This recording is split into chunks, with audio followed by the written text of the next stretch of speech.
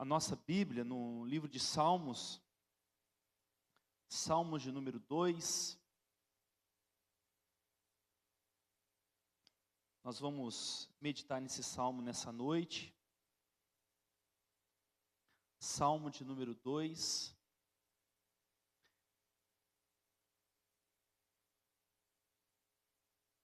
Quando nós escolhemos essa tradução NVI, Nova Versão Internacional, é porque a Bíblia, ela tem diversas traduções. E existem algumas traduções que elas têm alguns vocabulários, algumas palavras difíceis de compreender. E essa Nova Versão Internacional e uma outra também chamada Nova Versão Transformadora, são algumas versões muito boas, porque elas trazem uma linguagem mais acessível, sem fugir muito das expressões bíblicas, né?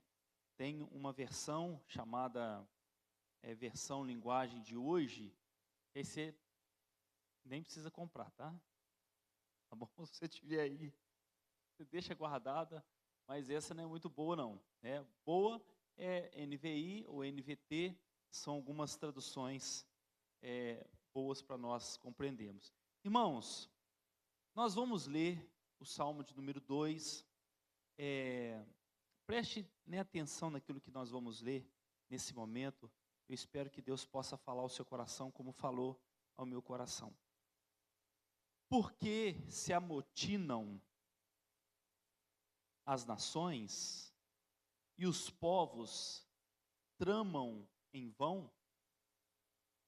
Os reis da terra tomam posição e os governantes conspiram unidos contra o Senhor e contra o seu ungido e dizem: façamos em pedaços as suas correntes, lancemos de nós as suas algemas. Do seu trono nos céus, o Senhor põe-se a rir e caçoa deles, debocha deles. Em sua ira os repreende e em seu furor os aterroriza, dizendo: eu mesmo estabeleci o meu rei em Sião, no meu santo monte.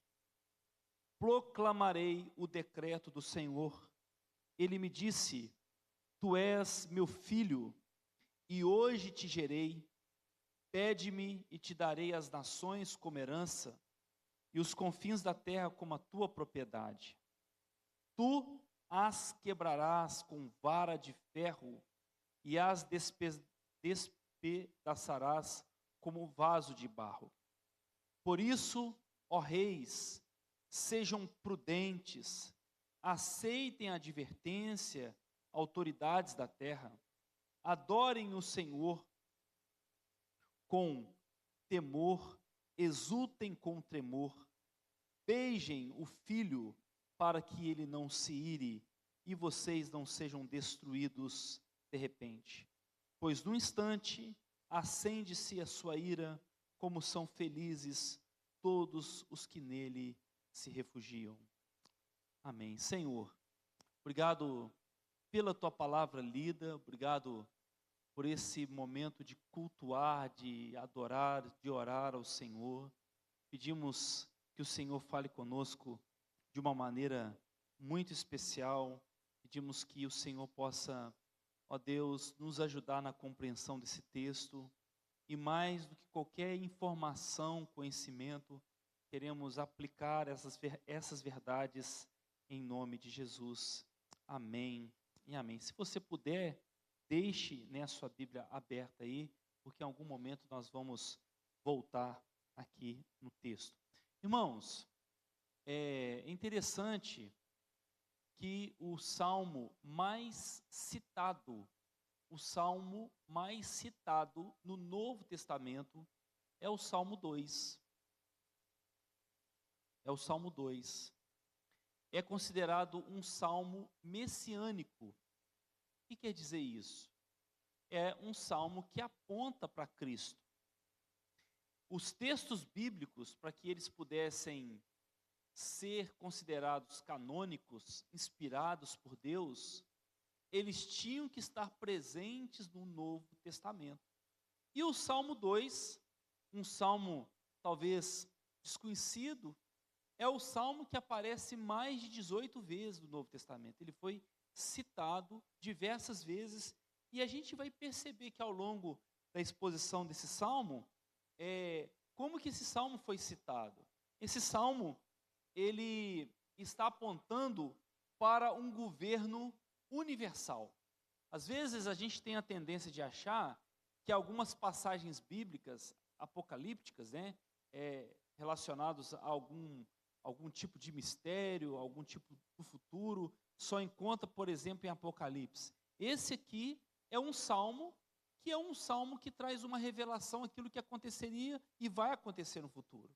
Porque esse salmo aqui, ele vai além do governo de Israel, além do reinado de Davi. Nós vamos estudar aqui, vamos meditar, vamos refletir no livro de Salmos, e a gente vai perceber que muitos salmos foram escritos por Davi. Nem todos os salmos foram escritos, mas muitos deles foram escritos, e esse Salmo 2, ele fala de um reinado, de um governo universal, que vai além do governo de Israel, além do reinado de Davi, ele aponta para o reinado de Cristo. É um salmo escrito há muito tempo, que ele foi proclamado, ele foi anunciado no tempo de Jesus, e ele ainda aponta para esse governo mundial, esse governo universal, essa esperança que nós temos a respeito do reinado de Cristo. Então esse salmo, ele aponta para esse governo universal. Segundo, esse salmo, ele aponta para um perfeito controle da soberania de Deus. E aqui, irmãos, eu queria explicar uma questão para vocês, que às vezes a gente se confunde na Bíblia, né? Por exemplo, quando o salmista fala assim, o Senhor ri, do céu ele ri, do céu ele debocha, ele caçoa dos reinos. Essa expressão, ela é chamada como antropomorfismo, ou antropopatia. O que quer dizer isso? Na Bíblia, nós temos várias expressões de antropomorfismo.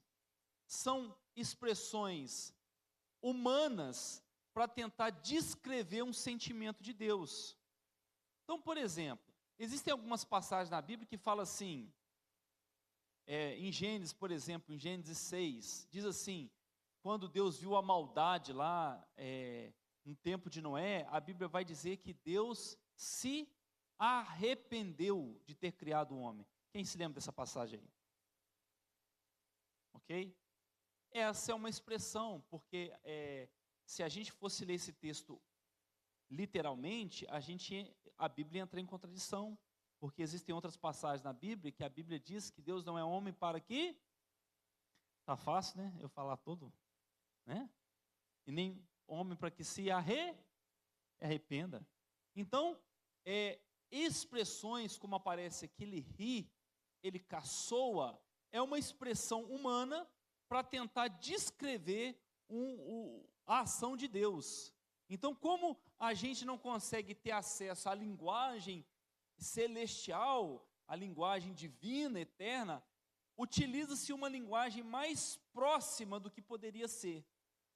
Mas o que está dizendo isso? Está dizendo de uma soberania de Deus. Está dizendo que Deus do céu, ele está tranquilo.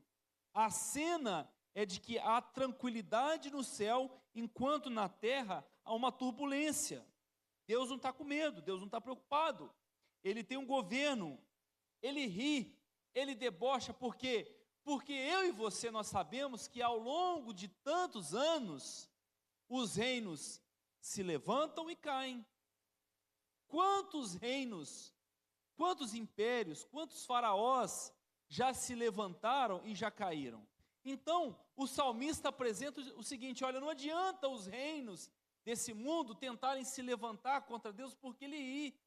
ele olha para a terra, ele olha e ele debocha, porque ele fala assim: como que pode esse homem ou essa mulher, esse reino, achar que vai ser eterno? E não é. Reinos já sucumbiram, se levantaram e sucumbiram. Então, esse texto, esse salmo, ele aponta para a soberania de Deus, como Deus é soberano. Esse texto também, ele aponta para quem? Para Cristo e para a ação do Espírito. Quando o texto fala aqui, olha, ele me disse: tu és o meu filho, e hoje te gerei, te darei as nações. Esse texto, ele está apontando também para Cristo. Olha que interessante, irmãos. Na antiguidade, os reis, os faraós, os imperadores, há muito tempo, eles eram chamados como filhos de deuses. Todo rei que levantava, todo faraó que levantava, todo imperador que se levantava, eles tinham a noção de que esses homens eram como filhos de deuses. E aí, lá no batismo de Jesus, quando Jesus ele é batizado, lá por João Batista, uma voz do céu fala assim: este é o meu filho, em quem me agrado. Quando lá em Mateus, Mateus registra esse episódio do batismo de Jesus, está fazendo uma relação ao Salmo 2, porque Deus está olhando para Jesus e falando assim: ó, a ele vocês devem ouvir. Quando no monte da transfiguração, Deus fala assim: ó, este aí é o meu filho, é como se Deus estivesse testificando que Jesus de fato era o único filho de Deus. Então esse salmo, ele aponta também para Cristo, aponta para esse filho de Deus que de fato assumiria esse governo mundial, universal de todos os tempos. Esse texto também, ele fala a respeito do Espírito Santo. Olha que interessante, versículo 10, olha o que o texto diz: por isso, ó reis, sejam prudentes, aceitem o conselho, aceitem a advertência. O que isso está dizendo para nós aqui? O que o texto está dizendo? É que o Espírito de Deus é aquele que dá conselho, é aquele que adverte.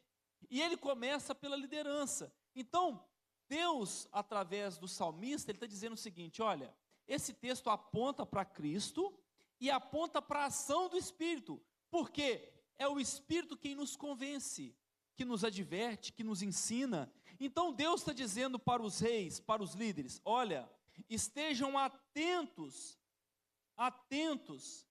à correção, estejam atentos à disciplina, ao conselho que vem do Espírito. E por último, esse texto, esse salmo aqui, ele está apontando para a graça de Deus. E é interessante, irmãos, olha, um texto como o Salmo 2, tão rico, ele aponta para a graça de Deus.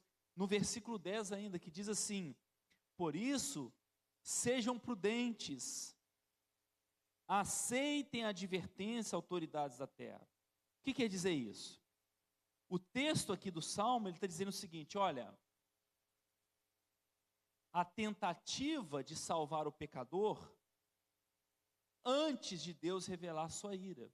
O salmista, ele está nos mostrando que Deus advertindo o povo, Deus anunciando ao povo a sua graça, para que o povo possa se arrepender, aprender, precede, é anterior à ação de Deus no juízo. E isso é sinal da graça de Deus. Porque a graça de Deus ainda no Antigo Testamento, ela estava ainda como o céu escuro, ela estava ainda turva. O que nós entendemos hoje como a graça de Deus, como a misericórdia de Deus, como o amor de Deus, que vai antes para que o homem se arrependa, isso era um pouco difícil para as pessoas compreenderem. Mas aqui, no Salmo 2, começa também a apontar sinais da graça. Deus, ele está na sua misericórdia dizendo para os reis, para as pessoas: olha, aprendem, sejam prudentes, antes que venha o juízo, antes que venha a sentença, É uma atitude de amor de Deus que vai primeiro para alcançar aquele que está perdido. Pastor, se esse salmo, ele aponta para o governo de Deus, governo universal, se esse salmo aponta para o controle da soberania de Deus, se esse salmo aponta para Cristo, para a ação do Espírito, se esse salmo aponta para a graça de Deus, o que esse salmo tem para nos ensinar? A pergunta, irmãos, quando um pastor, quando alguém prepara o sermão, quando a gente está preparando um texto como esse, o que esse texto tem para ensinar, para levar para a minha vida, para o dia a dia? Essa é a grande questão. E aqui eu gostaria de compartilhar com vocês alguns princípios espirituais que a gente se aplica nesse salmo. O Salmo 2, eu quis aqui compartilhar uma introdução com vocês para contextualizá-los. Mas onde, em que momento esse texto ele aplica na minha vida? Primeiro, esse salmo aqui, ele é o salmo que ele fala da soberania de Deus e ele fala da responsabilidade humana. Só que esses dois temas são os temas mais difíceis na Bíblia. Sabe por quê, irmãos? Eu vou dar um exemplo claro para você. O sujeito bateu no trânsito, ele capotou o carro, porque Deus quis ou porque foi responsabilidade humana? Esse tema da soberania de Deus e da responsabilidade humana não é um assunto fácil. Por exemplo, nasce o seu filho perfeito, ótimas condições de vida, saúde, perfeito fisicamente, mas nasce uma criança com problemas seríssimos de saúde. Essa criança nasceu porque Deus quis.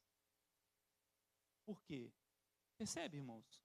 Como que é difícil quando a gente na vida mesmo, diferenciar a soberania da graça de Deus, a soberania de Deus e a responsabilidade humana. Só que, na verdade, é o seguinte, esses dois temas, e o objetivo aqui não é explicar esses temas, porque nós ficaríamos aqui muito tempo e abrindo várias passagens bíblicas. O que eu quero dizer para vocês, irmãos, é que Deus não nos abençoa porque nós somos filhos vivendo na obstinação dos nossos desejos. Ainda que o nosso Pai seja Senhor, seja soberano, Deus não abençoa a mim e a você porque a gente vive como filhos obstinados aos nossos desejos. Deus, Ele abençoa quando nós somos obedientes a uma direção que Ele nos dá. Quando a gente fala de bênção de Deus, a bênção completa, é quando nós entendemos que Ele é soberano e Ele quer conduzir a nossa vida. Por exemplo, Deus disse para Abraão: Abraão, sai da sua terra e da sua parentela. Sai da sua terra, sai da sua cidade e sai por meio dos seus parentes. Deus deu uma ordem a Abraão. Ok? Deus é soberano. Ele deu uma ordem para Abraão. O que Abraão fez? Saiu da sua casa. Saiu da sua cidade. Saiu da sua parentela? Hein? Não. Ele levou quem? Seu sobrinho. Ora, Deus deu uma ordem para ele, mas ele não cumpriu essa ordem na sua totalidade. Aí eu te faço uma pergunta: isso trouxe prejuízo para Abraão? Trouxe. Ora, Deus é soberano, deu uma ordem de maneira soberana para Abraão, mas ele não aplicou isso de maneira total na sua vida. Deus falou com Abraão assim: Abraão, farei de ti uma grande nação, a tua mulher, Sara, vai dar à luz. Ele disse, amém, eu creio, mas ele obedeceu na sua totalidade? Tomou Agar como sua mulher. Trouxe problema, irmãos? Trouxe. Agora eu te faço uma pergunta. Deus, em algum momento, penalizou Abraão? Deus respeitou a sua responsabilidade, a sua individualidade, o seu desejo. Trouxe prejuízos à sua vida. Por que eu estou dizendo isso, irmãos? A sabedoria de Deus está em conhecer a sua soberania, e conhecer e submeter. Há um Senhor sobre a história, e eu preciso entender sobre isso. Esse texto, ele me traz à luz de que a vontade de Deus é soberana, e eu preciso me submeter a essa soberania. Às vezes eu posso entender a soberania de Deus de maneira relativa, em um determinado ponto. Às vezes eu posso me submeter parcialmente ao senhorio de Cristo naquilo que me convém, mas isso pode me trazer prejuízo. Deus, ele aqui no Salmo, ele não está disputando com outros senhores. Há um Senhor dos senhores que é o Senhor. Deus, a vontade de Deus, irmãos, ela não é disputada no Antigo e no Novo Testamento, em dois tempos. Há pessoas que acham, às vezes eu já ouvi isso, né, há algum tempo atrás, alguns anos atrás, eu ouvi assim, não, porque Deus, desde o Antigo Testamento, ele está tentando alcançar o coração do homem, desde o Antigo Testamento, Deus está tentando ir em busca desse homem, como se Deus tivesse tentado no Antigo Testamento e não conseguiu, e agora chega no Novo Testamento, como se a vontade de Deus tivesse sido prejudicada, mas nunca houve isso. Deus é soberano e durante toda a palavra, tanto no Antigo quanto no Novo Testamento, há uma soberania de Deus.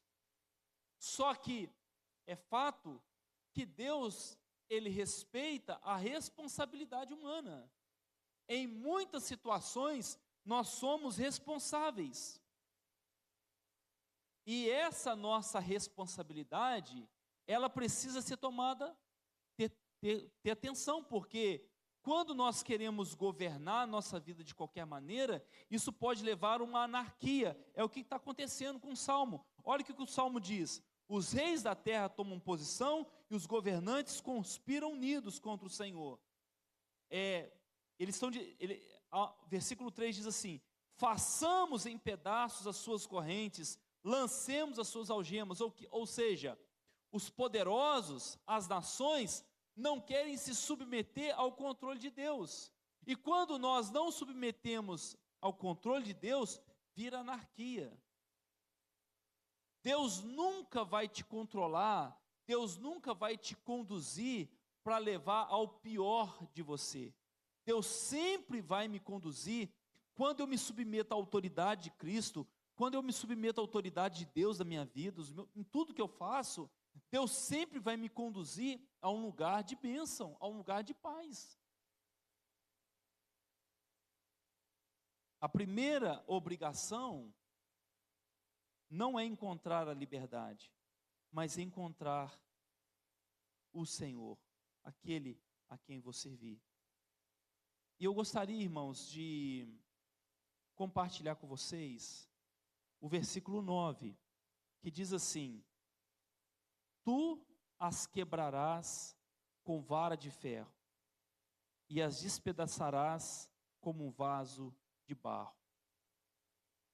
E aqui, Deus, ele traz uma advertência.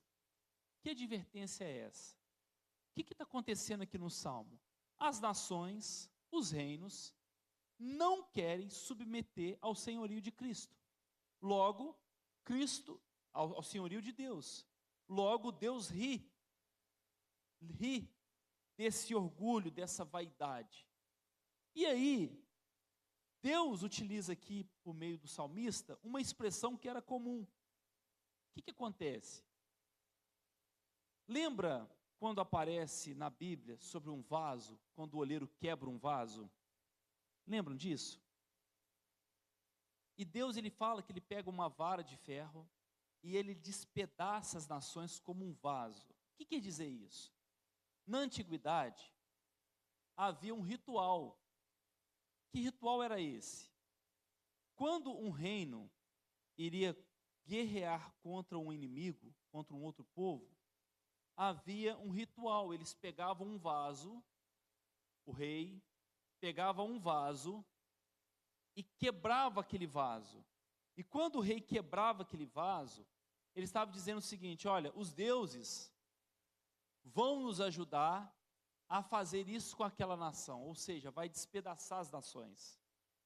Então era como se fosse um ritual profético.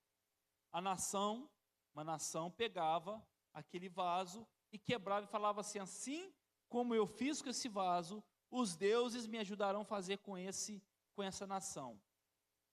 Deus utiliza esse provérbio, esse ritual que os povos pagãos faziam, e fala assim: assim eu farei com vocês.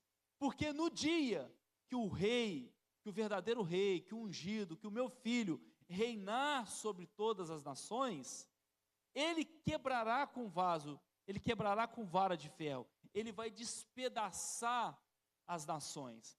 Mas o que está dizendo em relação a isso? Ele está dizendo o seguinte: olha, eu farei isso porque eu vou contra o orgulho, eu vou contra a vaidade. Ou seja, o que me impede de me submeter ao senhorio de Deus, ao senhorio de Cristo, é a minha vaidade, é o meu orgulho.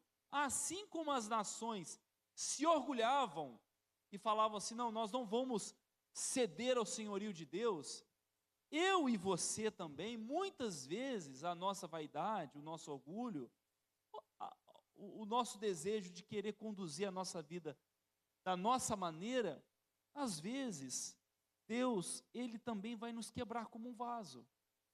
Só que Deus, ele não nos quebra e ele nos coloca no lixo. Deus, ele nos quebra para refazer um vaso novo. Deus, ele não tem o desejo de quebrar o seu orgulho e quebrar a sua vaidade. Às vezes Deus faz isso conosco. Às vezes nós achamos, estamos tão convictos de algo, temos uma presunção, e Deus às vezes ele nos freia. Não é para extrair o pior de nós, é para refazer a nossa vida. Se Deus faz assim com as nações, Deus não fará assim comigo, com você? Mas quando nós nos submetemos a esse senhorio de Deus, a esse governo de Deus, Deus, ele refaz a nossa vida, em nome de Jesus. Eu queria convidá-lo a você fechar os seus olhos.